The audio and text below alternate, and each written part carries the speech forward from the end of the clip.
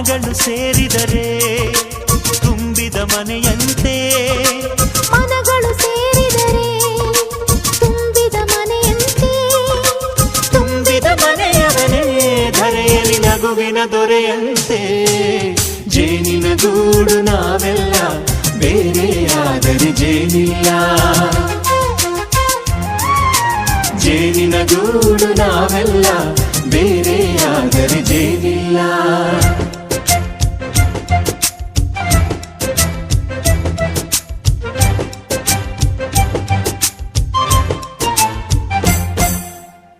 ಬದುಕಿನ ಬೆಂಡಿಗೆ ಅಂಟಿರೋ ಜೋಳದ ಕಾಳುಗಳ ನೋಡು.